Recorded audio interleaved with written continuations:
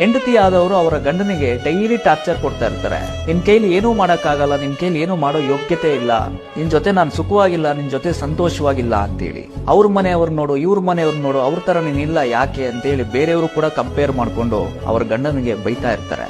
ಒಬ್ರಿಗೊಬ್ರು ಹೊಂದ್ಕೊಂಡು ಕಷ್ಟ ಕಾಲದಲ್ಲಿ ಸಪೋರ್ಟ್ ಮಾಡ್ಕೊಂಡು ಮೋಟಿವೇಶನ್ ಮಾಡ್ಕೊಂಡು ಇರೋ ಒಂದು ಜೀವನವನ್ನ ಸಂತೋಷವಾಗಿ ಲೀಡ್ ಮಾಡೋದು ಬಿಟ್ಟು ನನಗೆ ಅದು ಕೊಡಿಸಿಲ್ಲ, ಇದು ಕೊಡಿಸಿಲ್ಲ, ನನಗೆ ಬಂಗಾರ ಬಿಡಿಸಿಲ್ಲ ಅಂತೇಳಿ ಆ ವ್ಯಕ್ತಿಗೆ ಟಾರ್ಚರ್ ಕೊಡ್ತಾ ಇದ್ರೆ ಆ ವ್ಯಕ್ತಿಗೆ ಎಷ್ಟು ನೋವಾಗಿರುತ್ತೆ ಗೊತ್ತಾ? ಆ ವ್ಯಕ್ತಿ ಎಷ್ಟು ಕಷ್ಟ ಪಡ್ಬೇಕೋ ಅಷ್ಟೆಲ್ಲ ಕಷ್ಟ ಪಡ್ತಾ ಇರ್ತಾರೆ. ಏನೆಲ್ಲ ಮಾಡ್ಲಿಕ್ಕಾಗತ್ತೋ ಅವೆಲ್ಲ ಮಾಡ್ತಾ ಇರ್ತಾರೆ. ಒಬ್ಬ ಫ್ಯಾಮಿಲಿ ಪರ್ಸನ್ ಅಂದ್ರೆ ಮಂತ್ ಎಂಡ್ ಬಂದ್ರೆ ಸಾಕು, ಆ ವ್ಯಕ್ತಿಗೆ ಮಕ್ಕಳ ಫೀಸ್ ಕಟ್ಟಬೇಕು, ಬಿಲ್ಸ್ ಪೇ ಮಾಡಬೇಕು, ಮನೆ ರೆಂಟ್ ಕಟ್ಟಬೇಕು, EMIs ಕಟ್ಟಬೇಕು, ಹಲವಾರು ಈ ಸ್ಟ್ರಗಲ್ಸ್ ಮಧ್ಯದಲ್ಲಿ ಯಾರಿಗೆ ಅವ್ರ ಪ್ರಾಬ್ಲಮ್ಸ್ ನ ಹೇಳ್ಕೋಬೇಕೋ ಗೊತ್ತಿರಲ್ಲ. ಅಂತಹ ಪ್ರಾಬ್ಲಮ್ಸ್ ನ ಹೆಂಡತಿ ಆದವ್ರಿಗೆ ಹೇಳ್ಕೊಳ್ತಾರೆ. ಅದನ್ನ ಕೆಲವರು ನೆಗೆಟಿವ್ ಆಗಿ ರಿಸೀವ್ ಮಾಡ್ಕೊಂಡು ಅವ್ರಿಗೆ ಹಿಂಸೆ ಕೊಡುವಂತ ಪ್ರಯತ್ನ ಮಾಡ್ತಾ ಇರ್ತಾರೆ, ಟಾರ್ಚರ್ ಕೂಡ ಕೊಡ್ತಾ ಇರ್ತಾರೆ. ಸೊ ದಯವಿಟ್ಟು ಆತರ ಮಾಡ್ಲಿಕ್ಕೆ ಹೋಗ್ಬೇಡಿ, ಆ ವ್ಯಕ್ತಿನ ಕಳ್ಕೊಳಕ್ ಹೋಗ್ಬೇಡಿ. Please respect your husband. ಕೆಲವರು ಅವರ ಗಂಡನ